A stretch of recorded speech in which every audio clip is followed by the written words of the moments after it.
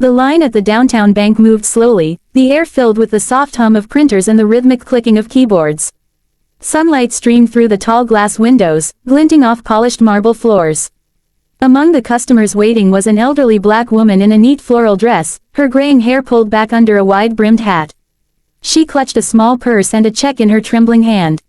Her name was Mrs. Evelyn Carter, and this was supposed to be a simple errand.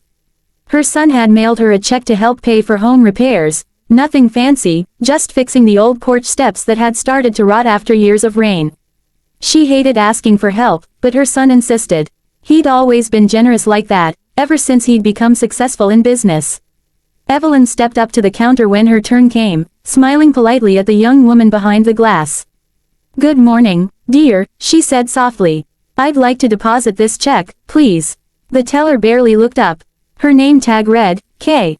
Jenkins. She had perfectly manicured nails, sharp eyeliner, and a look of disinterest that bordered on disdain. She glanced at Evelyn, her eyes narrowing slightly. "Do you have an account with us?" The teller asked flatly. "Yes, I do. Been banking here for over 20 years, Evelyn said, her tone gentle, as if trying to win a bit of kindness. "Uh-huh." The teller sighed and took the check, glancing down at the name. Her brows furrowed. "This check looks suspicious." Evelyn blinked. "Excuse me, it's a large amount, and it's handwritten. I'll need to verify it." "It's from my son," Evelyn explained patiently. "He has an account with another bank. But it's legitimate." The teller gave a half-smile that didn't reach her eyes. People say that a lot." She held up the check, tilting it as if inspecting it under a microscope. "Where did you get this, exactly?" Evelyn's heart skipped. She could feel the eyes of a few other customers turning toward her. "I told you, it's from my son." "And what does your son do?" the teller asked, in a tone dripping with skepticism. "He's a businessman, owns a company." The teller gave a little laugh. "Right, and I'm the Queen of England." Evelyn stiffened. "Young lady, that's quite rude." "Well, ma'am," the teller said, shrugging, "you'd be surprised how many fake checks come through here. I'm just doing my job."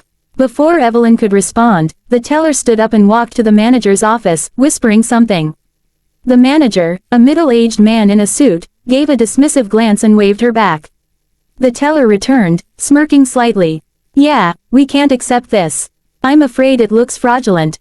Evelyn's eyes widened. But that's my son's check." "I'm sorry, ma'am," the teller interrupted curtly, "but if I process this, I could get in trouble. You'll have to contact whoever gave you this." She reached for the check and, to Evelyn's horror, ripped it cleanly down the middle. Then, as if that wasn't enough, she fed the pieces into the small shredder beside her desk. The sound of tearing paper filled the air. Evelyn gasped, her hand flying to her mouth. You destroyed it. That was my son's money." "I'm protecting the bank from fraud," the teller said, her voice loud enough for everyone nearby to hear. "If this was real, your son can issue another one. Assuming he exists." Evelyn felt tears sting her eyes. The humiliation burned hotter than anger. She wanted to disappear. She turned away, her legs trembling, clutching her purse to her chest. As she moved toward the exit, something bright caught her eye, a large LED advertising screen mounted on the wall. It was playing the bank's promotional video. She might not have noticed it normally, but then, her heart stopped. On the screen, smiling confidently in a crisp navy suit, was her son. "Derek Carter, CEO of Carter Financial Group," the announcer's voice said. "In partnership with our bank, we're building a better future for local communities." The teller froze mid-step, her color draining. She turned toward the screen, then back to Evelyn, then to the name she'd just shredded, Derek Carter. Evelyn stared at the screen in stunned silence. Her son's face, the same boy who used to mow lawns to help neighbors, now appeared larger than life for everyone to see. Gasps rippled through the room. A man in line whispered, "Wait, is that your son?" Evelyn nodded slowly, her voice barely above a whisper. "Yes, that's my boy." The teller's mouth opened, then closed. She looked like she wanted to melt into the floor.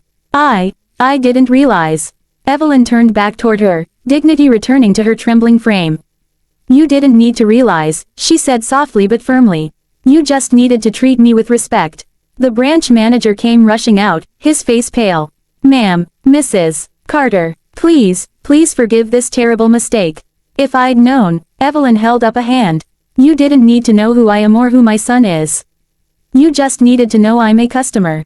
The teller stammered. I thought that I couldn't possibly be connected to someone successful. Evelyn asked. Her voice shook, but it wasn't from weakness anymore. You saw my skin and my age and made assumptions. The manager tried to speak again, but she shook her head. Don't bother. I'll let my son handle this. He's good with banks. The room went silent. Every employee froze. Evelyn turned and walked out, the sound of her heels echoing across the marble floor. The shredded check didn't matter anymore. The damage had been done, but soon, so would justice. Outside, she took a deep breath of cold air and dialed her son's number. Hey, Mom, came Derek's warm voice. Did you get the check? Oh, I got it, baby, she said softly. But I think your bank might need a little retraining.